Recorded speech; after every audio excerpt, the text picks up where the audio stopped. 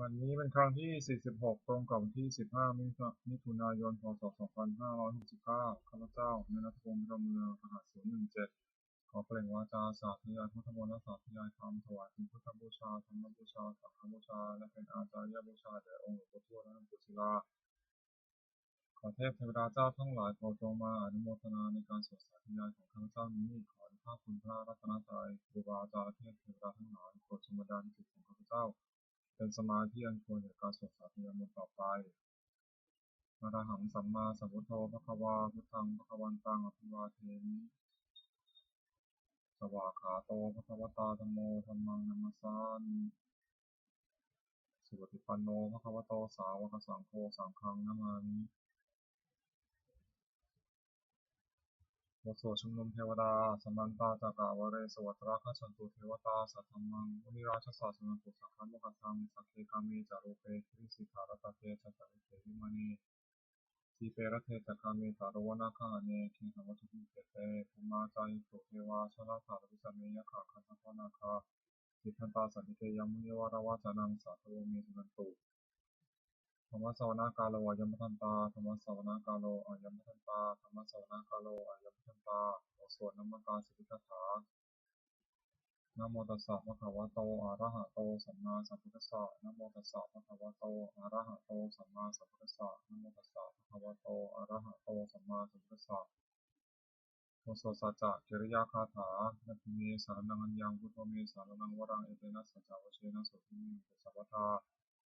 นาทิเมสารนังอัญญังธัมโมเมสารนังวรังเอเตนะสัจจาวเชนะโสทิเมตุสัพพทานาทิเมสารนังอัญญังสังโฆเมสารนังวรังเอเตนะสัจจาวเชนะโสทิเมตุสัพพทา บทสวดมหาสมัยสูตรเอวัมเมสุตังเอกังสัมปยังภควาสัพเพสุวิหารติกาปิโลทุสมิงมหาวเนมหาตาทิโกสัพเพนะสัพพิมัสสัพพะเตหิทิโกสัพเพหิสัพเพเนวะระหังเตหิทัสสะหิจาโลกาสัพพิเทวตาเยปุยนะสันนิจาโหติภควาตาทัสสะนิทิสุทิโกสัมตะอัตโกจตุนังสุทาวาสกายิกานังเทวานังยัตโตสิยังโกภควาสัพเพสุวิหารติกาปิโลทุสมิงมหาวเนมหาตาทิโกสัพเพนะสัพพิมัสสัพพะเตหิทิโกสัพเพหิสัพเพเนวะระหังเตหิทัสสะหิจาโลกาสัพพิเทวตาเยปุยนะสันนิจาโหติภควาตาทัสสะนิทิสุสัมตะ ยานุนัมมะยังปิเยนะภะคะวาเตนุปัสสังกามายามะปัสสังกาปิตวาภะคะวะโตสันติปัสเสกะภะคะสายมติ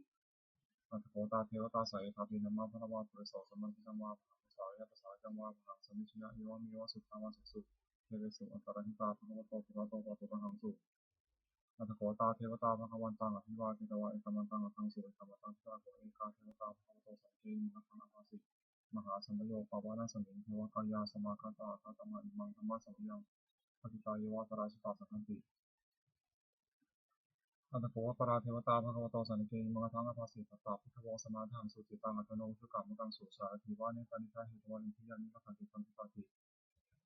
อัตโกวปราเทวตาภะคะวะโตสันนิเกหิมังคังอภัสสิเชตวะคีรังเชตวะตุลิกังตักคีรังมหาจุลเมชาเตชะนติสุตวิมาราจักขุนตาสุขันตาสุโสนตาติอัตโกวปราเทวตาภะคะวะโตสันนิเกหิมังคังอภัสสินิริติพุทธังสรณังคตาเสนะเตขมิสันติอปายุภูมิปหายามนุสังหินังเทวะกายังปริปุเรสันติติ อัตโกภควาภิกขุอมเตสีเยภยนาภิกขเวทัสสะสุโลกาภตุสุเทวตาสนิพิตาภติตถาคตังทัสสะเนยภิกขุสังฆะเยปิเตภิกขเวเอสุอติธรรมทนังอรหันโตสัมมาสัมพุทธาติสติภควันตานังเอกาวรมายเวะเทวตาสนิพิตาอิสงสายถาภิเมหังเอการะหิเยปิเตภิกขเวภวิสันติอนาคตาวันทนังอรหันโตสัมมาสัมพุทธาเอสัมภิภควันตานังเอกาวรมายเวะเทวตาสนิพิตาภวิสันติสายถาภิเมหังเอการะหิ อาทิตสามิพิกเวเทวะกายนามานิจิตติสามิพิกเวเทวะกายนามานิเวสิสามิพิกเวเทวะกายนามานิตังสุนัตถะสุขมานะสิโลตัสสะสิสามิติเอวัมปเตติโกเตติโกภะวะโตปัสสะสมภวะเอกะภวะจะสิโลกะมนุกัสสามิยะสัพพมาตัสสะสิตายิสิตาคิวิคัพพลังปะหิตตาสมหิตาปุถุเสหาวาสานีนาโนมหังสาวิสัพพิโนอัตตะธรรมสาสุทธาวิปัสสนามนามิลาปิโยปฏิเสยตวาวะเนกะปิตวะเทเวตโตอนุทิสัสสาสาวกเกสัสเนระเต เทวกายาวิกันตาเตวิชานาถานิเทโวเตสาตปันนกรุงสุตวาพุทธศาสนาเตสาปตุระหุยนาอนุสาสนาเปเตสิตาปะโตสังสามัสสะตริสตังเกสาสนาอนุสานวัสสุอเปเกนะธรรมะโพธิสัตว์พุทธาหุนเตตะตังอภิยาวะวัคคิตวานะสตวานะตวานะพิจัตตาสาวเกสเนเตเทวกายาวิกันตาเตวิชานาถานิเทโวโยหันติตาอิสานิเทระหิเนโนโพธิโสสัตตะสังสาวิภัพพมาคติโลทวานิโนโตสุขิโนตวานะมุโรนิทัสสิโนโมธรรมนานิกรมภิกขุนังสุปฏิโมนัง สหัสสาเหมาวตายขานังตอนิโนอิติมโตชิริมตวันนาวตอิสัสสิโนมัทนาคัมภิกขุสิโนนังสาตคิราติสหัสสายขานังตอนิโนอิติมโตชิริมตวันนาวตอิสัสสิโนมัทนาคัมภิกขุสิโนนังเสเตโสรัสสหัสสายขานังตอนิโนอิติมโตชิริมตวันนาวตอิสัสสิโนมัทนาคัมภิกขุสิโนนังเมสามิตาปัญจสตายขานันตวันนิโนอิติมโตชิริมตวันนาวตอิสัสสิโนมัทนาคัมภิกขุสิโนนังกุมิโรราชาภิโกตุสานิเวชนะคุโยนังสัตตะสังสังนภนังปุริปัสสิกุมิโรราชาภิโกโสภคาสินิโนนังปุริมันจัตสังราชาภิสารโตสัสสิกันธรรมนาธิปติมหาราชายสัสสิโสพุทธปิตาสาภาโวอินทมานามหาภลายอิติมโตชิริมตวันนาวตอิสัสสิโนมัทนาคัมภิกขุสิโนนังทักษิณาจาริสังราชาวิโรธโหตปัสสะสติโกมทนาธิปติมหาราชายสัสสิโสพุทธปิตาสาภาโวอินทมานามหาภลายอิติมโตชิริมตวันนาวตอิสัสสิโนมัทนาคัมภิกขุสิโนนังปัจฉิมันตทิสังราชาวิโรธโหภาษาสตินังคณาธิปติมหาราชายสัสสิโสพุทธปิตาสาภาโวอินทมานามหาภลายอิติมโตชิริมตวันนาวตอิสัสสิโนมัทนาคัมภิกขุสิโนนังตารันจติสังราชาโกโรตปัสสะสตินังคณาธิปติมหาราชายสัสสิโสพุทธปิตาสาภาโวอินทมานามหาภลายอิติมโตชิริมตวันนาวตอิสัสสิโนมัทนาคัมภิกขุสิโนนังปุริมาทิสังสตารัตโถทักขินาวุฒโภปจิมินาวุฒโภปุเรโรตังทิสังสตาโรเตมหาราชาสมันตาตุตุโรทิสังสตารมนาทังสิวเนกเวลวัตถุเตสังมายาวิโนทัสสะคุสังฆาตถาเวนะปุริตุเวทิจิอิทุสัพพุทโธภาสันทโนคัมมะเสโตจาคิโนคันทุนิคันทุจาปนาโตปัมมันโยจาเทวสิโตสมาปริจิตตสนาตคันตโกนโรชาชิโนโตอาคูปัจจสิโกเทวทิมพโรตุรยาวัชสาเอเตจันเดจาราชโนคันธาสาราชิโนธรรมนาคัมภิกขุสิโนนังอาคูนวสานาคาเวสาราสหปัจจกาคัมภังสวาปุยทัสสะเยติยามุนาทัสสะราชาสาคูนาคาเทสัสสิโนเอราวันโนมหานาโคสุภคัสสิโนนังเยนาคาราเชสหสาหะยุติปาติชาปฏิวิสุปจักขุวิหาริสัพเพวนามัสสะปตาสิตาสุปนาอิติเวสนามังอัคายตถานาคาราชนามสิสุปนาโตเขมะมะกาสุปโตสันติวัจหิวปวะหายานาคาสุปนาสารนามะกาสุปทังชิตาวชิระหะเทนะสมุทาสุราสิตาตตโตวะสาวะเสเทหิมะโตยสัสสิโนกรกันชามหาปิสมาสุราธนะเวคัสสาเวสัตติสุติจักปะหาราโตนิมิติสหะสตันตาภริปุตานังสัพเพโรจนามะกาสมิโตอะภิเกนังราเหสัมปันนิโสยสันนิปะเตติปุนาสเวโกนังนาโปเตเทวาปฐวิจาเตชะวายโยตหะขโมรุณาวรุณาเทวาสมุทเตสะสหมิตาครุณาไกกาคุเทวายิสัสสิโนทัสเสเตทัสสะทะกายสัพเพนันโตมิโนทิมันโตชิริมันโตวันนาวะโตยิสัสสิโนมะธรรมนาคัมภิกขุนาสเวโกนังเยนทุตเทวาสหริจาสมาจิตเวยมาจันทสุวรรณเทวาจันทมะกุบุริตาสุริยสุวรรณเทวาสุริยมะกุบุริตานักขัตานิคุรกิตวาคุมัทวะละหะกาวะสุนังวะโสเสโตสัพพะตะปุริมิโตทัสสิเตทัสสะทะกายสัพเพนันโตมิโนอิติมันโตชิริมันโตวันนาวะโตยิสัสสิโนมะธรรมนาคัมภิกขุนาสเวโกนังอัฏฐาโคสหบุเทวาชาลามะขิสิกาลิวะอริตกาจโรสัตตะวิมปุปปานิทัสสิโนรุณาสหธรรมจาจุตาเตเนชกาสุริยะวิจนาภูอะภูวะสาวิจโนทัสเสเตทัสสะทากายสัพเพนันโตมิโนอิติมันโตชิริมันโตวันนาวะโตยิสัสสิโนมะธรรมนาคัมภิกขุนาสเวโกนังสมานามหาสมานามนุสามนุสุตมาจิตาปุสิกาภูวะภูมโนปุสิกาถาภูหะเทวายจาริตาวสิโนภรคามหาภารคามปุริวายิสัสสิโนทัสเสเตทัสสะทากายสัพเพนันโตมิโนอิติมันโตชิริมันโตวันนาวะโตยิสัสสิโนมะธรรมนาคัมภิกขุนาสเวโกนังสุกาการุมหากุณาอวยทานสาสหโอทาตกายหาปาโมขาภูเทวาวิจักนาสัทธามตาหัตถะจามิสกาจายสัสสิโนภะยังอัคคาภิชโนเวทิตาโยสติทัสเสเตทัสสะทากายสัพเพนะตาวิโนจิมันโตชิริมันโตวันนาวะโตยิสัสสิโนมะธรรมนาคัมภิกขุนาสเวโกนัง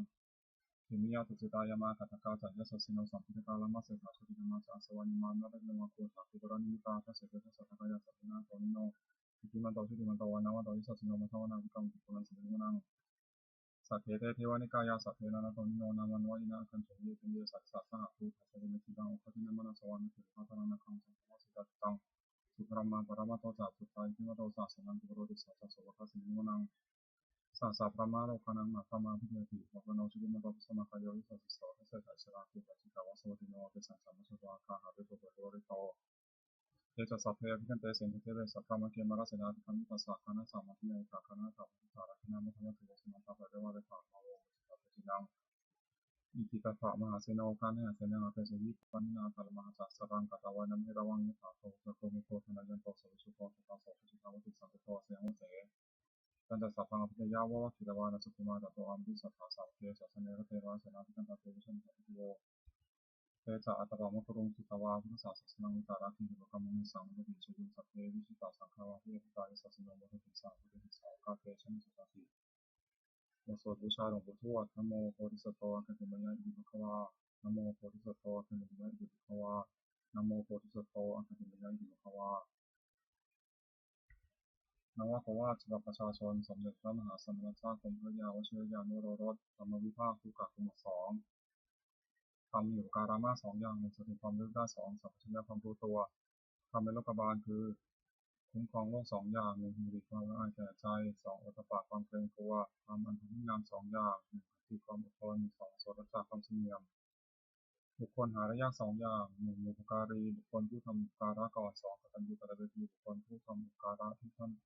บุคคลผู้รู้อุปการะที่ท่านทำแล้วและตอบแทนอีกขาคือหมวดสามรัตนะสามอย่างพระพุทธหนึ่งพระธรรมหนึ่งพระสงฆ์หนึ่งท่านผู้สอนให้ประชาชนประพฤติชอบด้วยกายวาจาใจตามพระธรรมวินัยที่ท่านเรียกว่าพระพุทธศาสนาชื่อพระพุทธเจ้าสองพระธรรมวินัยที่เป็นคำสั่งสอนของท่านชื่อพระธรรม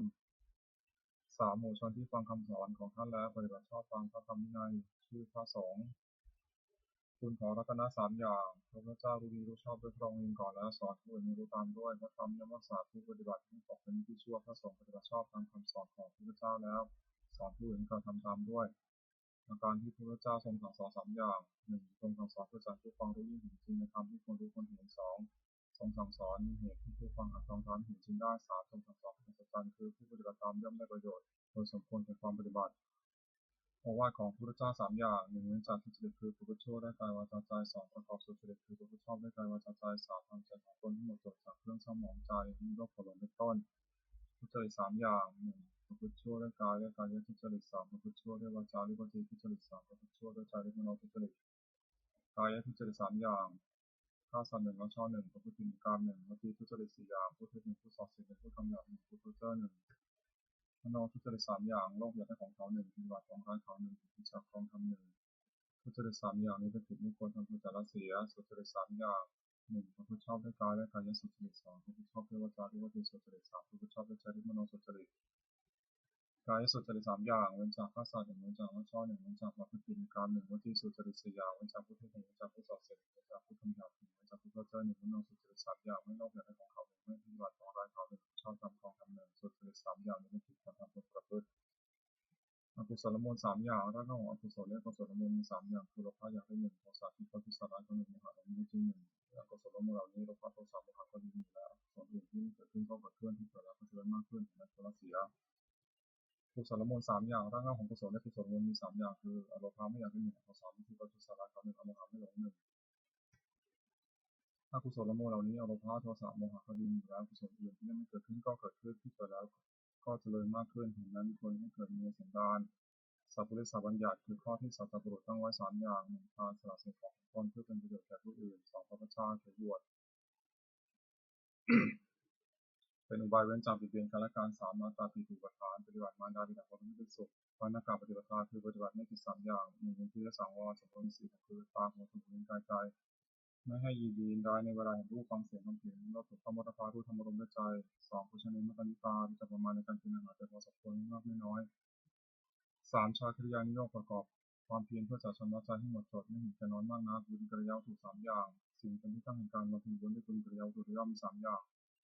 หนึ่งทานนามัยบุญเสริฐการบริจาคทานสองศีลนามัยบุญเสริฐการรักษาศีลสามภาวนามัยบุญเสริฐการเจริญภาวนาสามวันลักษณะสามอย่างลักษณะที่เสมอการแก่สังขารทั้งปวงเรียกสามัญลักษณะไตรลักษณ์ก็เรียกแจกเป็นสามอย่างหนึ่งอนิจจตาความเป็นของไม่เที่ยงสองทุกขตาความเป็นทุกข์สามอนัตตาความเป็นของไม่ใช่ตนจตุกาคือหมวดสี่วุฒิคือธรรมเป็นเครื่องเจริญสี่อย่างหนึ่งสัพพิสังเสวะของท่านผู้ประพฤติชอบด้วยกายวาจาใจที่เรียกว่าสัตตบุรุษสองสัทธรรมสวนะฟังคำสอนของท่านโดยเคารพฟังคำสั่งสอนของท่านโดยเคารพสามโยนิโสมนสิการติดตองให้รู้จักสิ่งดีหรือชั่วโดยไว้ที่ชอบสี่ธรรมานุธรรมะปฏิปติคือธรรมสมควรแก่ธรรมซึ่งได้ตรองอยู่แล้วจากสี่หนึ่งปฏิรูปาเทศาวาสาอยู่ในประเทศสมควรสองสัพพุริสุปัสสยาภพสัตตบุรุษสามอัตตสัมมาปณิทิตั้งตนไว้ชอบสี่ปุเพกตปัญญาตาความเป็นผู้ได้ทำความดีเมื่อฟังก่อนทำสี่อย่างนี้หยุดรอแล้วนำสู่ความเจริญอคติสี่หนึ่งลำเลียงพระรักให้การได้ฉับอคติสองลำเลียงพระไม่ชอบการได้โทสะอคติสามลำเลียงพระเขาเรียกโมหะคติสี่ลำเลียงพระโทและพยาคติอคติสี่ประการนี้ไม่ควรประพฤติอันตรายของภิกษุสามเณรผู้บวชใหม่สี่อย่างอดทนต่อคำสอนไม่ได้คือเบื่อต่อคำสั่งสอนที่เกียจตามสองเป็นคนเห็นแก่ปากแก่ท้องทนบางอย่างไม่ได้ 3เพลิดเพลินในกามคุณทะยานอยากได้สุขยิ่งไป 4รักผู้หญิงภิกษุสามเณรผู้หวังความเจริญแก่ตนควรระวังอย่าให้อันตราย4อย่างนี้มีได้ประธานคือความเพียร4อย่าง 1. สังวรประธานคือระวังไม่ให้บาปเกิดขึ้นในสันดาน 2. ปหานประธานคือละบาปที่เกิดขึ้นแล้ว 3. ภาวนาประธานเพียรที่กุศลเกิดขึ้นในสันดาน 4. อนุรักษณาประธานที่รักษากุศลที่เกิดขึ้นแล้วไม่ให้เสื่อมความเพียร4อย่างนี้เป็นความเพียรชอบควรประกอบมีในตนอธิฐานธรรมคือธรรมที่ควรตั้งไว้ในใจ4อย่าง 1. ปัญญารอบรู้สิ่งที่ควรรู้ 2. สัจจะความจริงใจคือประพฤติสิ่งใดก็ให้ได้จริง 3. จาคะสละสิ่งที่เป็นข้าศึกแก่ความจริงใจ 4. อุปสมะสงบใจจากสิ่งที่เป็นข้าศึกแก่ความสงบอิทธิบาทคือคุณเครื่องให้สำเร็จความประสงค์4อย่าง 1. สุภะเอาใจรักใคร่ในสิ่งนั้น 2. วิริยะเพียรประกอบสิ่งนั้น 3. จิตตะเอาใจฝักใฝ่ในสิ่งนั้นไม่วางธุระ 4. วิมังสาพิจารณา4. วิมังสาหมั่นตรึกตรองพิจารณาเหตุผลในสิ่งนั้นคุณ4อย่างนี้มีบริบูรณ์แล้วอาจชักนำบุคคลให้ถึงสิ่งที่ต้องประสงค์ซึ่งไม่เหนือวิสัยควรทำความไม่ประมาทในที่จิตสถาน 1. ในการละกาย 1. ในการละกายทุจริตประพฤติกายสุจริต 2. ในการละวจีทุจริตประพฤติวจีสุจริต 3. ในการละมโนทุจริตประพฤติมโนสุจริต 4. ในการละความเห็นผิดทำความเห็นไม่ถูกอย่างหนึ่ง 1. ระวังใจไม่ให้กำหนัดในอารมณ์เป็นที่ตั้งแห่งความกำหนัด 2. ระวังใจไม่ให้ขัดเคืองในอารมณ์เป็นที่ตั้งแห่งความขัดเคือง 3. ระวังใจไม่ให้หลงในอารมณ์เป็นที่ตั้งแห่งความหลง 4. ระวังใจไม่ให้มัวเมาในอารมณ์เป็นที่ตั้งแห่งความมัวเมา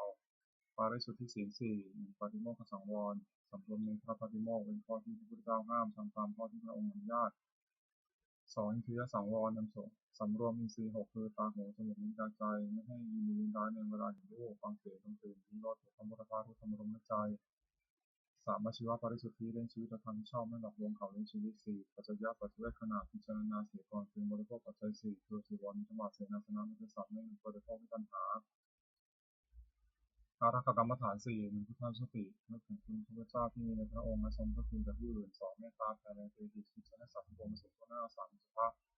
พิจารณาร่างกายตัวและผู้อื่นให้เห็นเป็นไม่งาม 4. มรณสตินึกถึงความตายจึงมีแต่ตนกรรมฐาน4อย่างนี้ควรเจริญเป็นนิจพรหมวิหาร 4. 1. เมตตาความรักใคร่ปรารถนาจะให้เป็นสุข 2. กรุณาความสงสารที่จะช่วยคนทุกข์ 3. มุทิตาความพอยินดีเมื่อผู้อื่นได้ดี 4. เบิกบานความวางเฉยไม่ดีใจไม่เสียใจเมื่อผู้อื่นความวิบัติ4อย่างนี้เป็นเครื่องอยู่ของผู้ใหญ่สติปัฏฐาน 4. 1. กายานุปัสสนา 2. เวทนานุปัสสนา 3. จิตานุปัสสนา 4. ธรรมานุปัสสนาสติกำหนดพิจารณากายเป็นอารมณ์ว่ากายนี้สังขารไม่ใช่สัตว์บุคคลตัวตนของเขาด้วยกายานุปัสสนาสติกำหนดพิจารณาเวทนาคือสุขทุกข์ไม่ทุกข์ไม่สุขเป็นอารมณ์ว่าเวทนานี้สักต้องสักว่าเวทนาไม่ใช่สัตว์บุคคลตัวตนเราเขาเวทนานุปัสสนาสติกำหนดพิจารณาใจที่เศร้าหมองดูของแค่เป็นอารมณ์ว่าใจนี้สักว่าใจไม่ใช่สัตว์บุคคลตัวตนเราเขาด้วยจิตานุปัสสนาสติกำหนดพิจารณาธรรมที่เป็นกุศลหรืออกุศลที่ต้องเกิดกับใจเป็นอารมณ์ว่าธรรมนี้ก็สักว่าธรรมไม่ใช่สัตว์บุคคลตัวตนเราเขาเรียกธรรมานุปัสสนาธาตุกรรมฐาน 4. ธาตุ 4. คือธาตุดินในปฐวีธาตุธาตุน้ำในอัปปธาตุธาตุไฟธาตุเทโชธาตุธาตุลมในวายธาตุธาตุอันใดมีสารแข็งธาตุนั้นเป็นปฐวีธาตุปฐวีธาตุนั้นที่เป็นภายในคือผมขนเนื้อฟันหนังเนื้อกระดูกเยื่อในกระดูกม้ามหัวใจตับเลือดไตปอดไส้ใหญ่ไส้น้อยอาหารใหม่อาหารเก่าธาตุนั้นมีลักษณะระบาดธาตุนั้นเป็นอัปปธาตุอัปปธาตุนั้นที่เป็นภายในคือดีเสลดของเลือดเหนียวข้อน้ำตาเหลวมาน้ำลายน้ำมูกและข้อมูดธาตุอันมีลักษณะร้อนธาตุนั้นที่เป็นเทโชธาตุนั้นที่เป็นภายในคือไฟที่ยังกายให้อบอุ่นไฟที่ยังกายโซซองไฟที่ยังกายให้ตนกับวายไฟที่เผาอาหารย่อยธาตุอันใดมีลักษณะพัดไปพัดมาธาตุนั้นเป็นวายโยธาตุนั้นที่เป็นภายในคือลมพัดขึ้นเบื้องบนลมพัดลมเบื้องต่ำลมในท้องลมในไส้ลมพัดไปตามตัวลมหายใจความกำหนดพิจารณากายนี้ให้เห็นเป็นปัจจัย4คือดินน้ำไฟลมประชุมกันอยู่ไม่ใช่เราไม่ใช่ของเราเรียกว่าธาตุกรรมฐานอริยสัจ 4 1 ทุกข์ 2 สมุทัยคือเหตุที่ทุกข์เกิด 3. นิโรธคือความดับทุกข์ 4. มรรคคือข้อปฏิบัติถึงความดับทุกข์ความไม่สบายกายไม่สบายใจได้ชื่อว่าทุกข์เพราะเป็นของทนยากปัญหาคือความทะยานอยากได้ชื่อว่าสมุทัยเพราะเป็นเหตุที่ทุกข์เกิดปัญหานั้นมีประเภทเป็น3คือตัณหาความอยากในอารมณ์ที่น่ารักใคร่เรียกว่ากามตัณหาอย่างหนึ่งตัณหาความอยากเป็นโน่นเป็นนี่เรียกว่าภวตัณหาอย่างหนึ่งตัณหาความอยากไม่เป็นโน่นเป็นนี่เรียกว่าวิภวตัณหาอย่างหนึ่งความดับตัณหาด้วยสิ้นเชิงทุกข์ดับไปหมดในชื่อว่านิโรธเพราะเป็นความดับทุกข์ปัญญาอันเห็นชอบว่าสิ่งทุกข์สิ่งนี้เหตุที่ทุกข์เกิดสิ่งนี้ทำให้ถึงความดับทุกข์ที่ชื่อว่ามรรคเพ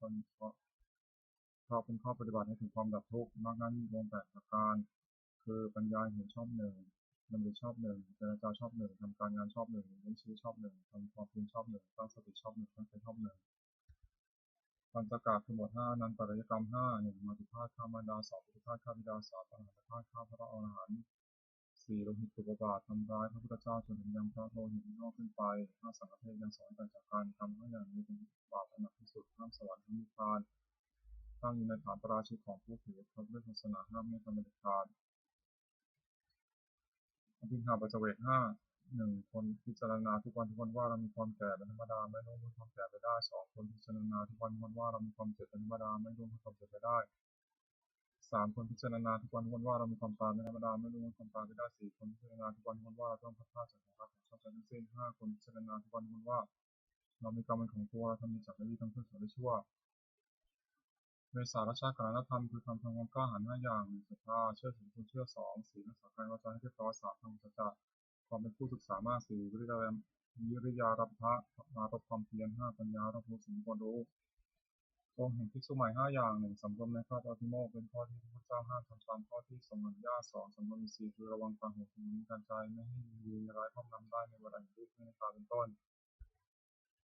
3. ความเป็นคนไม่อกระดกเฮฮา 4. อยู่ในเสนาสนะสงัด 5. มีความเห็นชอบภิกษุใหม่ควรตั้งอยู่ในธรรม5อย่างนี้องค์แห่งธรรมะก็คือนักเทศน์5อย่าง 1. แสดงธรรมไปโดยลำดับไม่ตัดลัดไม่ขาดความ 2. อ้างเหตุผลแนะนำให้ผู้ฟังเข้าใจ 3. ตั้งจิตเมตตาปรารถนาให้เป็นประโยชน์แก่ผู้ฟัง 4. ไม่แสดงธรรมเพราะเห็นแก่ลาภ 5. ไม่แสดงธรรมต่อพระโพธิผู้อื่นคือว่าไม่ยกตนเสียสีผู้อื่นภิกษุผู้ได้ธรรมะก็คือทั้งองค์5อย่างนี้เป็นต้นธรรมสวรรค์อานิสงส์คืออานิสงส์ของการฟังธรรม5อย่าง 1. ผู้ฟังธรรมย่อมได้ฟังสิ่งที่ไม่เคยฟัง 2. สิ่งใดที่เคยฟังแล้วแต่ยังไม่เข้าใจชัดย่อมเข้าใจถึงนั้นชัด 3. บรรเทาความสงสัยเสียได้ 4. ทำความเห็นถูกต้องได้ 5. จิตของผู้ฟังย่อมผ่องใสพระคือธรรมมีกำลัง5อย่างศรัทธาความเชื่อ 2. วิริยะความเพียร 3. สติความระลึกได้ 4. สมาธิความตั้งใจมั่น 5. ปัญญาความรอบรู้อินทรีย์ 5. ก็เรียกเพราะเป็นใหญ่ในจิตของตนนิวรณ์ 5. ทำมันตั้งจิตไม่ให้บรรลุความดีเรียกว่านิวรณ์5อย่าง 1. พอใจรักใคร่ในอารมณ์ที่ชอบใจในรูปเป็นต้นด้วยกรรมฉันทะ 2. ปองร้ายผู้อื่นด้วยพยาบาท 3.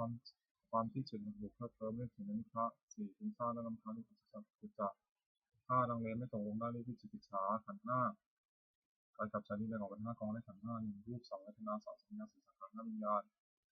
ธาตุ 4. คือดินน้ำไฟลมประชุมกันเป็นกายนี้เรียกว่ารูปความรู้สึกอารมณ์ว่าเป็นสุขคือสบายกายสบายใจหรือเป็นทุกข์คือไม่สบายกายไม่สบายใจหรือเฉยๆคือไม่ทุกข์ที่สุดคือเวทนาความจำได้หมายรู้คือจำรูปเสียงกลิ่นรสโผฏฐัพพะอารมณ์ที่เกิดกับใจได้เรียกว่าสัญญาเจตสิกธรรมคืออารมณ์ที่เกิดกับใจเป็นส่วนดีได้กุศลในส่วนชั่วได้กุศลในส่วนกลางๆไม่ดีไม่ชั่วเรียกยาติเรียกว่าสังขารความรู้อารมณ์ในเวลาเมื่อรูปมากระทบตาเป็นต้นเรียกว่าวิญญาณขันธ์ 5นี้เรียกว่าย่นเรียกว่านามรูปเวทนาสัญญาสังขารวิญญาณรวมทั้งเป็นนามรูปของเป็นรูปสักกะทั้งหมด6เราว่า6อย่างความรู้ตัวในพระพุทธเจ้า1ในพระธรรม1ในพระสงฆ์1ในความศึกษา1ในความไม่ประมาท1ในปฏิสัมพันธ์1ในปฏิสัมพันธ์คือต้อนรับปราศัย1ที่สุดควรทำคารวะ6ประการนี้สาระนิยธรรม6อย่างทำในที่ตั้งแห่งความให้ระลึกถึงเรียกสาระนิยธรรมมี6อย่างคือ1เข้าไปตั้งกายกรรมประกอบด้วยเมตตาในเพื่อนพิสุทธิ์สามเณรทั้งต่อหน้าและหลังเพื่อช่วยผลจากกิจธุระของเพื่อนกันด้วยการมีคุณบารพิสุทธิ์เป็นต้นด้วยจิตเมตตา 2. เข้าไปตั้งวจีกรรมประกอบด้วยเมตตาในเพื่อนพิสุทธิ์สามเณรทั้งต่อหน้าและรับหลังคือช่วยผลไปในกิจธุระของเพื่อนกันด้วยวาจาเช่นกล่าวสั่งสอนในต้นด้วยจิตเมตตา 3. เข้าไปตั้งมโนกรรมประกอบด้วยเมตตาในเพื่อนพิสุทธิ์สามเณรทั้งต่อหน้าและรับหลังคือคิดแต่สิ่งที่เป็นประโยชน์แก่เพื่อนกัน 4. แบ่งปันลาภที่ตนได้มาแล้วโดยชอบธรรมให้แก่เพื่อนภิกษุสามเณรไม่หวงไว้บริโภคจำพวกผู้เดียว 5. รักษาศีลบริสุทธิ์เสมอกันกับเพื่อนภิกษุสามเณรอื่นไม่ทำตนให้เป็นที่รังเกียจของผู้อื่น 6. มีความเห็นร่วมกันกับภิกษุสามเณรอื่นไม่ว่ากับใครๆเพราะมีความเห็นผิดกันทำ6อย่างนี้ทำผู้ประพฤติให้เป็นที่รักที่เคารพของผู้อื่นเป็นไปด้วยความสงเคราะห์กันและกันเป็นไปด้วยความไม่วิวาทกันและกันเป็นไปด้วยความพร้อมเพรียงเป็นหมู่เดียวกันอายตนะภายใน6ตาหูจมูกลิ้นกายใจอินทรีย์6ก็เรียกอายตนะภายนอก6รูปเสียงกลิ่นรสโผฏฐัพพะคืออารมณ์ที่มาถูกต้องกายธรรมคืออารมณ์ที่เกิดกับใจอารมณ์6ก็เรียกวิญญาณ6อาศัยรูปกระทบตาเกิดความรู้ขึ้นเรียกจิตวิญญาณอาศัยเสียงกระทบหูเกิดความรู้ขึ้นเรียกโสตวิญญาณอาศัยกลิ่นกระทบจมูกเกิดความรู้ขึ้นเรียกฆานวิญญาณอาศัยรสกระทบลิ้นเกิดความรู้ขึ้นเรียกชิวหาวิญญาณอาศัยโผฏฐัพพะกระทบกายเกิดความรู้ขึ้นเรียกกายวิญญาณอาศัยธรรมเกิดกับใจเกิดความรู้ขึ้นเรียกมโนวิญญาณสัมผัส6อายตนะภายในมีตาเป็นต้นอายตนะภายนอกมีรูปเป็นต้นวิญญาณมีจักรวิญญาณเป็นต้นกระทบกันในสัมผัสมีชื่อตามอายตนะภายในเป็น6คือจักขุสัมผัสโสตสัมผัสฆานสัมผัสชิวหาสัมผัสกายสัมผัสมโนสัมผัสเวทนา6สัมผัสนั้นเป็นปัจจัยให้เกิดเวทนาเป็นสุขบ้างทุกข์บ้างไม่ทุกข์ไม่สุขบ้างมีชื่อตามอายตนะภายในเป็น6คือจักขุสัมผัสชาเวทนาโสตสัมผัสชาเวทนา กานะสัมผัสสัจฉาเวทนาชิวหาสัมผัสสัจฉาเวทนากายสัมผัสสัจฉาเวทนามโนสัมผัสสัจฉาเวทนาธาตุหกหนึ่งปฐวีธาตุคือธาตุดินสองอาโปธาตุคือธาตุน้ำสามเตโชธาตุคือธาตุไฟสี่วายโยธาตุคือธาตุลมห้าอากาศธาตุคือช่องว่างมีกายหกมีนามธาตุคือความรู้อะไรได้สัตตกะคือหมวดเจ็ดอปาริหานิยธรรมเจ็ดอย่างทำให้เป็นที่ตั้งแห่งความเสื่อมเป็นไปเพื่อความเจริญฝ่ายเดียวชื่อว่าอปาริหานิยธรรมมีเจ็ดอย่างคือหนึ่งหมั่นประชุมกันเดือนนี้สองเมื่อประชุมก็พร้อมเพรียงกันประชุมเมื่อเลิกประชุมก็พร้อมเพรียงกันเลิกและพร้อมเพรียงเพื่อการทำกิจที่สงฆ์จะต้องทำสามไม่บัญญัติสิ่งที่พระพุทธเจ้าไม่บัญญัติขึ้นไม่ถอนสิ่งที่พระองค์ทรงบัญญัติไว้แล้วสมาทานศึกษาอยู่ในสิกขาบทตามที่พระองค์ทรงบัญญัติไว้สี่ภิกษุเหล่าใดเป็นผู้ใหญ่เป็นประธานในสงฆ์เคารพนับถือภิกษุเหล่านั้นเชื่อฟังถ้อยคำของท่านห้าไม่รู้อำนาจแก่ความอยากที่เกิดขึ้นหกยินดีในเสนาสนะป่าเจ็ดทั้งคืนอยู่ว่าเพื่อนภิกษุสามเณรซึ่งเป็นผู้มีศีลซึ่งยังไม่เข้าสู่อาวาสขอมาขึ้นมาแล้วขออยู่เป็นสุขทำเจ็ดอย่างนี้ตั้งอยู่ในผู้ใดผู้นั้นไม่มีความเสื่อมเลยมีแต่ความเจริญฝ่ายเดียวอริยทรัพย์เจ็ดทรัพย์คือคุณความดีที่มีในสันดานอย่างประเสริฐเรียกอริยทรัพย์มีเจ็ดอย่างคือหนึ่งศรัทธาเชื่อสิ่งควรเชื่อสองศีลรักษากายวาจาให้เรียบร้อยสามมีหลีกความละอายต่อบาปทุจริตสี่โอตปาสะดุ้งกลัวต่อบาปห้าทางหงสัจจะความเป็นคนเคยได้ยินได้ฟังมามากคือจำทรงธรรมและดูศิลปะวิทยามากหกจาคะสละให้ปันสิ่งของของตนแก่คนที่คนให้ปันเจ็ดปัญญารับรู้สิ่งที่เป็นประโยชน์และไม่เป็นประโยชน์สัพพุริสธรรมเจ็ดอย่างธรรมของสัตว์บุรุษเนี่ยสัพพุริสธรรมเจ็ดอย่างหนึ่งธรรมยุตาความเป็นผู้รู้จักเหตุเช่นรู้จักว่าสิ่งนี้เป็นเหตุแห่งสุขสิ่งนี้เป็นเหตุแห่งทุกข์สองอัตถัญญุตาความเป็นผู้รู้จักผลเช่นรู้จักว่าสุขเป็นผลแห่งนี้ทุกข์เป็นผลแห่งนี้สามอัตตัญญุตาความเป็นผู้รู้จักตนว่าเราว่าโดยชาติตระกูลยศศักดิ์สมบัติบริวารความรู้และคุณธรรมดีเท่านี้เท่านี้และประพฤติตนให้สมควรแก่ที่เป็นอย่างไรสี่มัตตัญญุตาความเป็นผู้รู้ประมาณในการแสวงหาเรื่องเลี้ยงชีวิตแต่โดยทางที่ชอบและรู้จักประมาณในการบริโภคแต่พอควรห้ากาลมิตาความเป็นผู้รู้จักการเวลาสมควรในอันประกอบอยู่นั้นๆหกปริสันติตาความเป็นผู้รู้จักประชุมชนและจริยาที่ต้องประพฤติต่อประชุมชนนั้นๆว่าหมู่นี้เมื่อเข้าไปหาจะต้องทำกิริยาอย่างมีตัวผู้อย่างนี้เป็นต้นเจ็ดบุคลปรปรัญญิตาความเป็นผู้รู้จักเลือกบุคคลว่าผู้นี้เป็นคนดีคนพบผู้นี้เป็นคนไม่ดีไม่ควรพบเป็นต้นสัพพิสธรรมเจ็ดอย่างหนึ่งสัตบุรุษประกอบด้วยธรรมเจ็ดประการคือมีศรัทธามีความละอายต่อบาปมีความกลัวต่อบาปเป็นคนได้ยินได้ฟังมากเป็นคนมีความเพียรเป็นคนมีสติมั่นคงเป็นคนมีปัญญาสองจะปรึกษาสิ่งใดกับใครๆก็ไม่ปรึกษาเพื่อจัดเบียดเบียนตนและผู้อื่นสามคิดสิ่งใดก็ไม่คิดเพื่อเบียดเบียนตนและผู้อื่นสี่พูดสิ่งใดก็ไม่พูดเพื่อจัดเบียดเบียนตนและผู้อื่นห้าจะทำสิ่งใดก็ไม่ทำเพื่อจัดเบียดเบียนตนและผู้อื่นหกมีความเห็นชอบมีเห็นว่าทำดีได้ดีเป็นเพื่อชอบเป็นต้นเจ็ดให้ทานโดยเคารพคือเอื้อเฟื้อแจกของที่ตัวให้และผู้รับทานนั้นไม่ทำการดุทิ้งเสียโภชงเจ็ดหนึ่งสติความเลิกได้สองธรรมังทิยะความสอดส่องธรรมสามวิริยะความเพียรสี่ปิติความอิ่มใจห้าปัสสติความสงบใจและอารมณ์หกสมาธิความตั้งใจมั่นเจ็ดอุเบกขาความวางเฉยเรียกตามประเภทว่าสติสัมโพชฌงค์ไปโดยลำดับจนถึงอุเบกขาสัมโพชฌงค์อัตถกะคือหมวดแปดโลกธรรมแปดธรรมที่ครอบงำสัตว์โลกอยู่และสัตว์โลกย่อมเป็นไปตามธรรมนั้นเรียกว่าโลกธรรมโลกธรรมนั้นมีแปดอย่างคือนิราบหนึ่งนิราบหนึ่งยศหนึ่งนิยศหนึ่งนิพพานหนึ่งปัสสะหนึ่งจุติทุกหนึ่งในโลกธรรมแปดประการนี้อย่างใดหนึ่งเกิดขึ้นคนพิจารณาว่าสิ่งนี้เกิดขึ้นแล้วแก่เราก็แต่ว่ามันไม่เที่ยงไม่ทุกข์มีความแปรปรวนเป็นธรรมดาคนรู้ตามที่เป็นจริงอย่าให้มันครอบงำจิตได้คืออย่ายินดีในส่วนที่ปรารถนาอย่ายินร้ายในส่วนที่ไม่ปรารถนาลักษณะตัดสินธรรมวินัยแปดประการทำเหล่าใดเป็นไปเพื่อความกำหนัดย้อมใจหนึ่งเป็นไปเพื่อความประกอบทุกข์หนึ่งเป็นไปเพื่อความสะสมความกิเลสหนึ่งเป็นไปเพื่อความอยากเดินหนึ่งเป็นไปเพื่อความไม่สันโดษมีด้วยความมีอยู่หนึ่งคือมีนี่และอยากในนั่นหนึ่งเป็นไปเพื่อความทุกข์ด้วยหมู่คณะหนึ่งเป็นไปเพื่อความเกลียดคร้านหนึ่งเป็นไปเพื่อความยุ่งยากหนึ่งทำเหล่านี้คุณรู้ว่าไม่ใช่ธรรมไม่ใช่วินัยไม่ใช่คำสั่งสอนของพระศาสดาทำเหล่าใดเป็นไปเพื่อความคลายกำหนัดหนึ่งเป็นไปเพื่อความปราศจากทุกข์หนึ่งเป็นไปเพื่อความสะสมความกิเลสหนึ่งเป็นไปเพื่อความอยากน้อยหนึ่งเป็นไปเพื่อความสันโดษมีด้วยของมีอยู่หนึ่งเป็นไปเพื่อความสง่าจากหมู่หนึ่งเป็นไปเพื่อความเพียรหนึ่งเป็นไปเพื่อความง่ายหนึ่งทำเหล่านี้พึงรู้ว่าเป็นธรรมเป็นวินัยเป็นคำสั่งสอนของพระศาสดามรรคมีองค์แปดหนึ่งสัมมาทิฏฐิปัญญาเห็นชอบคือเห็นอริยสัจสี่สองสัมมาสังกัปปะเป็นชอบคือดำริจะออกจากกามหนึ่งดำริในอันไม่พิบัติหนึ่งดำริในอันไม่เบียดเบียนหนึ่งสามสัมมาวาจาเจรจาชอบคือเว้นจากวจีทุจริตสี่สัมมากัมมันตะทำการงานชอบคือเว้นจากกายทุจริตสามห้าสัมมาชีวะเลี้ยงชีวิตชอบคือเว้นจากความเลี้ยงชีวิตและทางที่ผิดหกสัมมาวายามะคือชอบคือเพียรในที่สิสถานเจ็ดสัมมาสติระลึกชอบคือระลึกในสติปัฏฐานทั้งสี่แปดสัมมาสมาธิตั้งใจไว้ชอบคือเจริญฌานทั้งสี่ในองค์มรรคทั้งแปดนั้นเห็นชอบดำริชอบสงเคราะห์ข้างในปัญญาสิกขาวาจาชอบการงานชอบเลี้ยงชีพชอบสงเคราะห์ข้างในศีลสิกขา เพียรชอบลึกชอบตั้งใจและชอบสงเคราะห์ในจิตศึกษานวากาศคือหมวดเก้ามาละคือมนทิน9 อย่างโกรธ1ลบหลู่บุญคุณท่าน1ลิษยา1ตนี1มายา1มโห1พูดปด1มีความปรารถนาละโมบ1ที่1ทศกาลคือหมวด10อกุศลกรรมบท10จะเป็นกายกรรมคือทำด้วยกาย3 อย่าง1ปาณาติบาตทำชีวิตสัตว์ให้ครบถ้วนคือฆ่าสัตว์2ทินาทานเสือสิ่งของที่เจ้าของไม่ได้ให้ด้วยการขโมย3กาเมสุมิจฉาจารประพฤติผิดในกามจะเป็นวจีกรรมคือทำด้วยวาจา4 อย่าง4มุสาวาทพูดเท็จ5ปิสุนาวาจาพูดส่อเสียด6พรุสาวาจาพูดคำหยาบ7สัมภปราปะพูดเพ้อเจ้อจะเป็นมโนกรรมคือทำด้วยใจ3 อย่าง8อภิชาโลภอยากได้ของเขา9พยาบาทปองร้ายเขา10มิจฉาทิฏฐิมีที่จากกองทำกรรม10 อย่างนี้เป็นทางบาปไม่ควรดำเนินกุศลกรรมบท10จะเป็นกายกรรม3 อย่างปาณาติปาตาเวรมณีเว้นจากทำชีวิตสัตว์ตัวร่วง2อธินาทนาเวรมณีเว้นจากถือเอาสิ่งของที่เจ้าของไม่ได้ให้ด้วยการขโมย3กาเมสุมิจฉาจาราเวรมณีเนื่องจากประพฤติผิดในกามจะเป็นวจีกรรมคือทำด้วยวาจา4 อย่าง4มุสาวาทาเวรมณีเว้นจากพูดเท็จ5ปิสุนายาวาจายาเวรมณีเว้นจากพูดส่อเสียด6พรุสัยาวาจายาเวรมณีเว้นจากพูดคำหยาบ7สัมภปราปาเวรมณีเว้นจากพูดเพ้อเจ้อจะเป็นมโนกรรมคือทำด้วยใจ3 อย่าง8อนัตติชาไม่โลภอยากได้ของเขา9อภยาบาทไม่พยาบาทปองร้ายเขา10สมาธิิเห็นชอบธรรมครองธรรมกรรม10 อย่างนี้เป็นทางบุญควรดำเนินบุญกิริยาทุก10 อย่าง1อนามัยบุญเสวยกรรมโดยจากทาน2ศีลมามีบุญเสวยรักษาศีล3ภาวนาไม่บุญเสวยการเจริญภาวนา4อปัจจยานามัยบุญเสวยการประพฤติถ่อมตนแก่ผู้ใหญ่5วิยาวัจจะไมยบุญเสวยการช่วยผลขวายในผิดชอบ6ปฏิภาณนามัยบุญเสวยการให้ส่วนบุญ7ปัตตานุโมทนามัยบุญเสวยการอนุโมทนาส่วนบุญ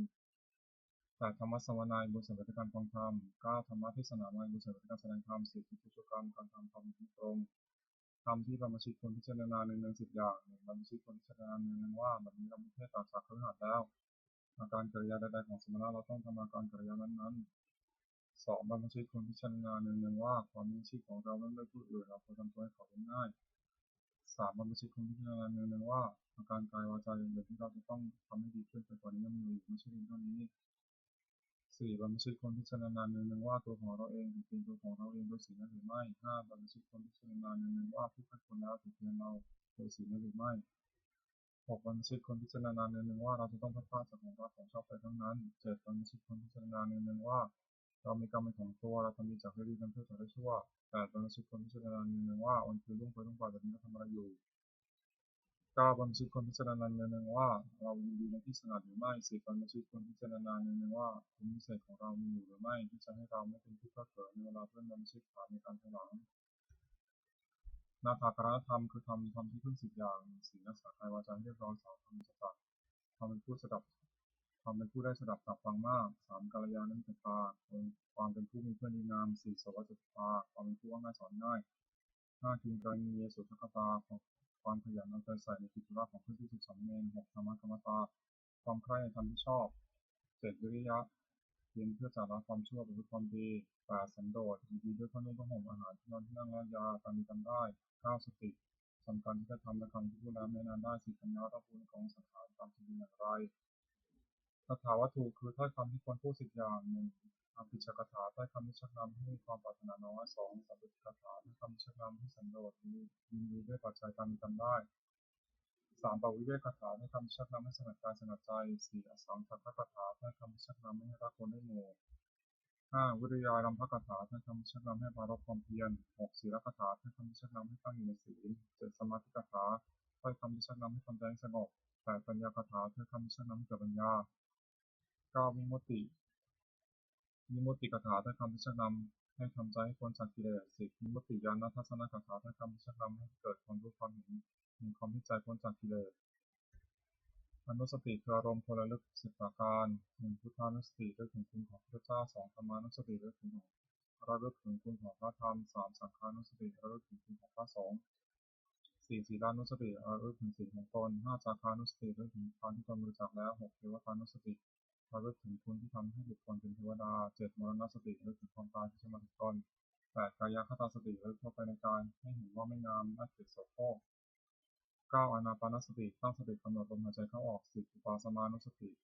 ระลึกถึงคุณพระนิพพานซึ่งเป็นที่ระงับกิเลสและกองทุกข์ปกิณกะคือบทเจริญบทกิเลสคือโทษเครื่องสมอง16 อย่าง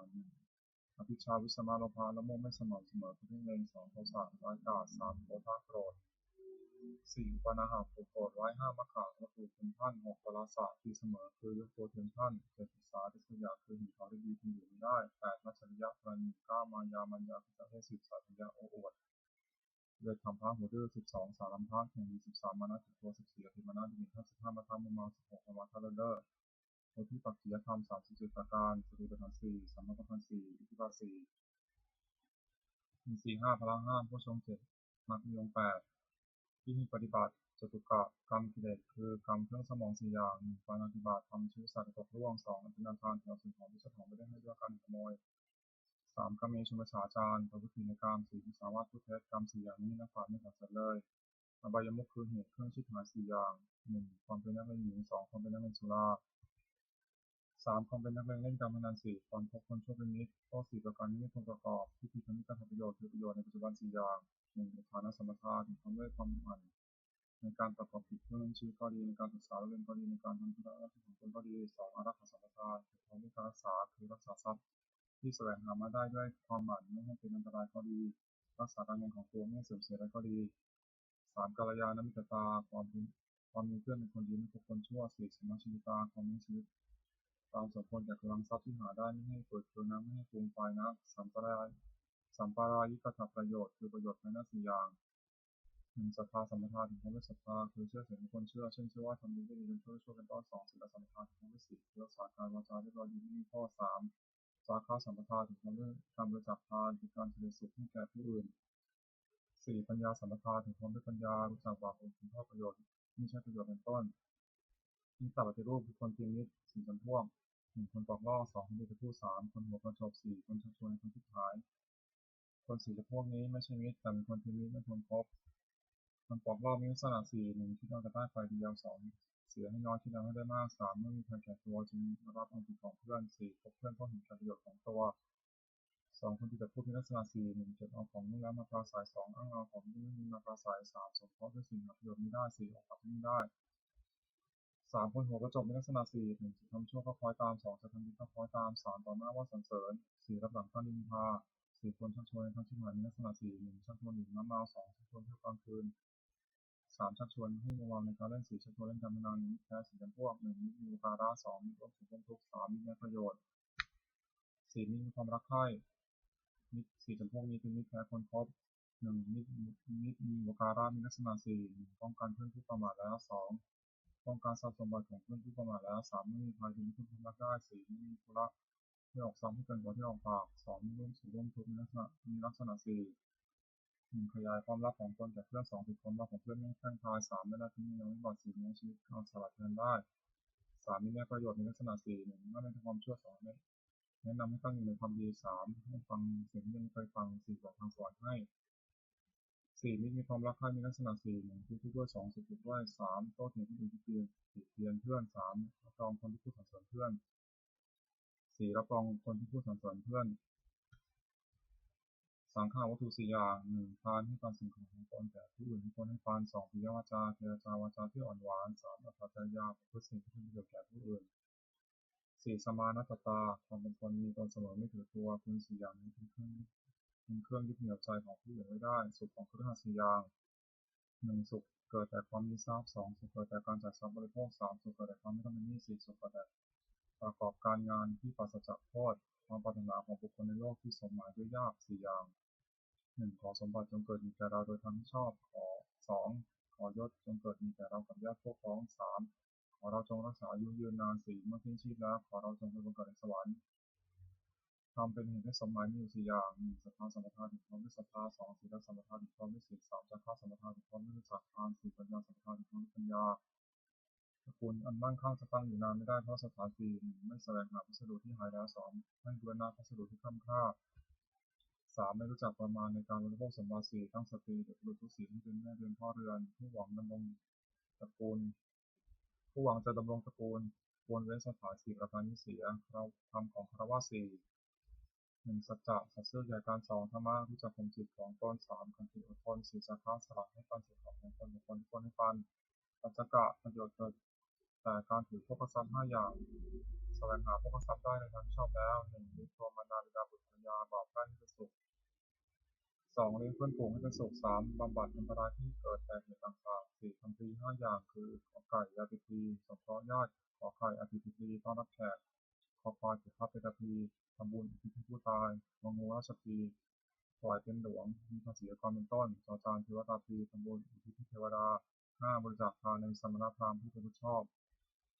ศีลห้าหนึ่งปานาติปาตาเวรมณีทำเว้นจากทำชีวิตสัตว์ที่ตกล่วงไปสองอธินาทนาเวรมณีเว้นจากเราสุขของที่เจ้าของไม่ได้ให้เลือกการขโมยสามการมีสุฉาจาราเวรมณีเว้นจากประพฤติผิดในกามสี่มุสาวาทาเวรมณีเว้นจากพูดเท็จห้าสุราเมรยมัชฌัปมาฐานาเวรมณีเว้นจากดื่มน้ำเมาคือสุราและเมลัยอันเป็นที่ตั้งแห่งความประมาทศีลห้าประการนี้เครือขัดควรรักษาเป็นนิจมิจฉาวานมิจฉาคือการค้าขายไม่ชอบทำห้าอย่างหนึ่งค้าขายเครื่องประหารสองค้าขายมนุษย์สามค้าขายสัตว์เป็นฆ่าเพื่อเป็นอาหารสี่ค้าขายน้ำมันห้าค้าขายยาพิษการค้าขายห้าอย่างนี้เป็นข้อห้ามอุบาสกไม่ให้ประกอบสมบัติของอุบาสกห้าประการหนึ่งประกอบด้วยศรัทธาสองมีศีลบริสุทธิ์สามไม่ถือมงคลตื่นขาดคือชื่อกรรมไม่ชื่อมงคลสี่ไม่แสวงหาเขตบุญนอกพุทธศาสนาห้าบำเพ็ญบุญแต่ในพุทธศาสนาอุบาสกพึงตั้งอยู่ในสมบัติห้าประการและเว้นจากวิบัติห้าประการซึ่งวิปริตจากสมบัตินั้นจากกล่าวที่หกหนึ่งเปิดทิทิศที่เบื้องหน้ามารดาบิดาสองปัจฉิมทิศที่เบื้องขวาอาจารย์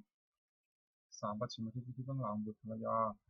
สี่อุตรทิศที่เบื้องซ้ายมิตรห้าเหตุทิศที่เบื้องต่ำบ่าวหกอุปริมทิศที่เบื้องบนสมณพราหมณ์หนึ่งปุรติมทิศที่เบื้องหน้ามารดาบิดาบุตรพึงบำรุงด้วยสถานห้าหนึ่งท่านได้ลิ้มมาแล้วลิ้มท่านตอบสองทำผิดของท่านสามดำรงวงศกุลสี่พุทธตนที่เป็นคนรับสมรดกห้าเมื่อท่านดวงรับไปแล้วทำบุญอุทิศให้ท่านมารดาบิดาได้รับบรมีชีวิตแล้วย่อมมีความบุตรในสถานห้าหนึ่งห้ามไม่ทำความชั่วสองตั้งอยู่ในความดีสามศึกษาศิลปวิทยาสี่หาภรรยาที่สมควรให้ห้ามอบซ้ำให้ในสมัยสองตัดสินที่ต้องขวาอาจารย์สิบคุณมูรุงในสถานห้าหนึ่งด้วยลุกขึ้นรับสองด้วยเข้าไปยืนขอรับใช้สามด้วยเชื่อฟังสี่ด้วยอุปถากห้าเพื่อเรียนศิลปวิทยาโดยเคารพอาจารย์ได้รับบำรุงชนิดแล้วย่อมมนุเคราะห์สี่ด้วยสถานห้าหนึ่งให้มีสองให้เรียนดีสามหมอกศิลปะชื่นเชิงไม่ถึงกลางทางสี่ยกย่องให้ปรากฏในเพื่อนฝูงห้าทำความป้องกันในที่ทั้งหลายเพื่อจะไปที่ทางไหนก็ไม่อดอยากสามปัจฉิมทิศที่ทั้งหลังภรรยาสามีพึงบำรุงด้วยสถานห้าหนึ่งด้วยยกย่องนับถือว่าเป็นภรรยาสองด้วยมีลูกหนึ่งสามด้วยให้ประพฤติร่วมใจสี่ด้วยมอบความใหญ่ให้ห้าด้วยให้เครื่องแต่งตัวภรรยาได้รับบำรุงชนิดแล้วย่อมมนุเคราะห์สามีด้วยสถานห้าหนึ่งจัดการงานดีสองสงเคราะห์คนข้างถนนผัวดีสามไม่ประพฤติร่วมใจผัวสี่รักษาทรัพย์ที่ผัวหามาได้ไว้ห้าขยันไม่ติดค้างในกิจการทั้งปวง สี่อุตรทิศที่เบื้องซ้ายมิตรพลบุตรพึงบำรุงด้วยสถานหน้าหนึ่งด้วยให้ปานสองด้วยเจรจาถ้อยคำไพเราะสามด้วยประโยชน์สี่ด้วยความเป็นผู้มีตนเสมอห้าด้วยไม่แกล้งกล่าวให้พลาดจากความเป็นจริงมิตรได้รับบำรุงชนี้แล้วย่อมมนุเคราะห์พลบุตรด้วยสถานห้าหนึ่งรักษามิตรของผู้ประมาทแล้วสองรักษาทรัพย์ของมิตรผู้ประมาทแล้วสามไม่มีภัยอาจเป็นที่พึ่งรักได้สี่ไม่ละทิ้งยามวิบัติห้านับถือตลอดถึงมุมของมิตรห้าเหตุผลที่ต้องตามบ่าวนายพึงบำรุงด้วยสถานห้าหนึ่งรู้จัดการงานให้ทำตามสุดกำลังสองด้วยให้อาหารและรางวัลสามด้วยรักษาพยาบาลในวันเจ็บไข้สี่ด้วยแจกของมีรถแจกประหลาดให้กินห้าด้วยก่อนในสมัยบ่าวได้รับบำรุงชนิดแล้วย่อมละครนายด้วยสถานห้าหนึ่งลุกขึ้นทำการงานก่อนนายสองแล้วการงานหลังนายสามเอาแต่ของที่นายให้สี่ทำการงานให้ดีขึ้นห้านำบุญของนายไปสรรเสริญในที่นั้นหกอุปนิมทิที่มุบสมณพราหมณ์กุลบุตรถึงบำรุงในสถานห้าหนึ่งด้วยกายกรรมคือทำอะไรประกอบด้วยเมตตาสองด้วยวจีกรรมคือพูดอะไรประกอบด้วยเมตตาสามด้วยมโนกรรมคิดอะไรประกอบด้วยเมตตาสี่ด้วยความเป็นผู้ไม่ปิดประตูคือมิได้ห้ามเข้าบ้านเรือนห้าด้วยให้อนุสทานสมณพราหมณ์ได้รับบำรุงชิ้นนี้แล้วย่อมมนุเคราะห์กุลบุตรด้วยสถานหกหนึ่งห้ามไม่กระทำความชั่วสองให้ตั้งอยู่ในความดีสามอนุเคราะห์ด้วยน้ำใจอันงามสี่ให้ได้ฟังสิ่งที่ไม่เคยฟังห้าทำสิ่งที่เคยฟังและให้แจกหกบอกทางสอนให้อวัยมุขคือเหตุเครื่องชิบหายหกหนึ่งดื่มน้ำเมาสองเที่ยวกลางคืนสามเที่ยวดูการเล่นสี่เล่นการพนันห้าควบคุมชั่วเป็นนิดหกติดการทำการงานหนึ่งดื่มน้ำเมาเป็นโทษหกหนึ่งเสียทรัพย์สองก่อการทะเลาะวิวาทสามเกิดโรคสี่ต้องผิดเพี้ยนห้าไม่รู้จักการหกตอนกำลังปัญญาสองเที่ยวกลางคืนมีโทษหกหนึ่งชื่อว่าไม่รักษาตัวสองชื่อว่าไม่รักษาลูกเมียสามชื่อว่าไม่รักษาทรัพย์สมบัติสี่เป็นที่ระแวงของคนทั้งหลายห้ามาถูกเสียความหกได้รับความลำบากมากสามที่ดูการเล่นมีโทษตามวัตถุที่ไปดูหกหนึ่งดำที่ไหนไปที่นั่นสองขับร้องที่ไหนไปที่นั่นสามดีสีเก่าที่ไหนไปที่นั่นสี่เสียพัดที่ไหนไปที่นั่นห้าเพลงที่ไหนไปที่นั่นหกเกิดเทิที่ไหนไปที่นั่นสี่เล่นการพนันมีโทษหก 1เมื่อชนะย่อมก่อเวร2เมื่อแพ้ย่อมเสียได้ทรัพย์ที่เสียไป3ทรัพย์ย่อมชิบหาย4ไม่มีใครเชื่อถือถ้อยคำ5เป็นที่หมิ่นประมาทของเพื่อน6ไม่มีใครประสงค์จะแต่งงานด้วย5คบคนชั่วเป็นมิตรมีโทษตามบุคคลที่คบ6 1นำให้เป็นนักเลงการพนัน2นำให้เป็นนักเลงเจ้าชู้3นำให้เป็นนักเลงเหล้า4นำให้เป็นคนลวงเขาด้วยของปลอม5นำให้เป็นคนลวงเขาซึ่งหน้า6นำให้เป็นคนหัวไม้6ผิดค้านทำการงานมีโทษ6 1มักให้อ้างว่าหนาวนักและไม่ทำการงาน2มักให้อ้างว่าร้อนนักและไม่ทำการงาน3มักให้อ้างว่าเวลาเย็นแล้วและไม่ทำการงาน4มักให้อ้างว่ายังเช้าอยู่และไม่ทำการงาน5มักให้อ้างว่าหิวนักและไม่ทำการงาน6มักให้อ้างว่ากระหายนักและไม่ทำการงานผู้หวังความเจริญด้วยโภคทรัพย์พึงไว้เหตุเครื่องชิบหาย6ประการที่เสียปฏิฆานาคาถายาเทวตาสันติวิหาราวาสินีภูเวทะเลพระทิทะเลแต่หินแต่หินตาธรรมะธนินะวัตถุปุจิตาโสถินโทรมิทาวิหารวันทะเลเทราจมชานวกาจพิทโวสารามิกาธนาปฏิวัสกาคามาติสานิธมาติสาราสปาตุพุทธาสุจาพุทธเตชลาผู้ชายปิจจะอันทสัมภวาสังเสรชาตาอัตโวปปานิกานิยานิการนโมรังปฏิจเตสัพพิจิตัสสะโรตุสัพยังธาตุทิตังสตังธโมธวัฒนาสัพพะลาสังโฆสุสวัคควาสายะจัยหิตายะจะอิหิระกตุสัมโมสัพพิจิตรเทโนมุติสัพพะบุเนมะธรรมะอริยปัจจุเตสันนาโหตุสัพพิจิปานิโนพุทธศาสเนสัมมาทารังภวะสันโตกาลเทโวภวะสตุสุขิภวะยะสัพพนังสิขังดุเมนิมัตตาปิตาจักปัจฉังจังรักตุตุระกังอิวังธมินาราชโนปัจฉังรักตุสัพพะเทวตาวิโยชนะคาถาสุขปตาจินิทุขาพิยปตาจินิทยาสุขปตาจินิโสกาหุตุสัพเพตินานิโนเยตาวตาจามิสัพพะตังพุทธสัพพะธรรมสัพพะเทวานุมุตตุสัพพะสัมปติสิทธิยาทานังขันตุสัพพะยาเสตังรักตุสัพพะภาวนาพิรตังของตุพัชตุเทวตาคาตาสมังคันคาถาโหตุสมังสมังคารังรักขันตุสัพพะเทวตาสัพพะพุทธานุภาเวนะโสติตุนิรันตรังโหตุสัพพังสุมังคารังรักขันตุสัพพะเทวตาสัพพะธรรมานุภาเวนะโสติตุนิรันตรังโหตุสัพพังสุมังคารังรักขันตุสัพพะเทวตาสัพพะสังฆานุภาเวนะโสติตุนิรันตรังสัพพิพุทธาภรปัตตาปัจเจกานันเตมพลังอรหันตานันตาเตชนะรักขันตุธรรมิสัพพะโสสัพพิพุทธาภรปัตตาปัจเจกานันเตมพลัง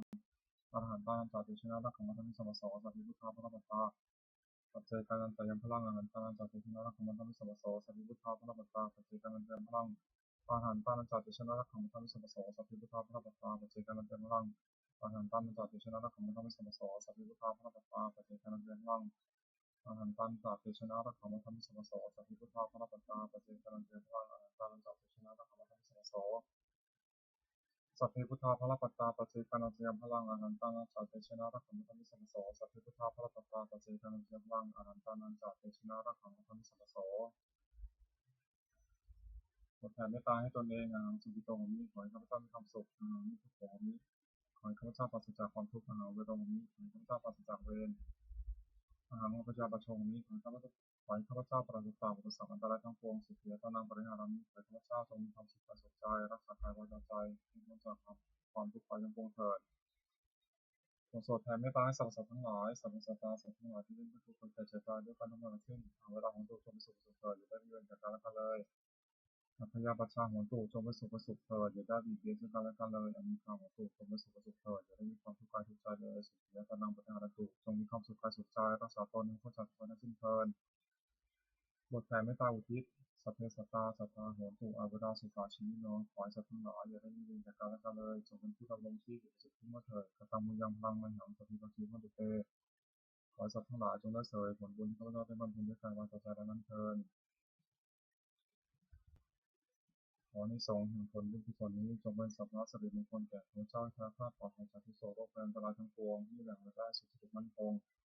เป็นสัมมาอาชีพและชอบธรรมคำว่าไม่มีหมดเหลี่ยวยากจนขอให้มีแด่ข้าพเจ้า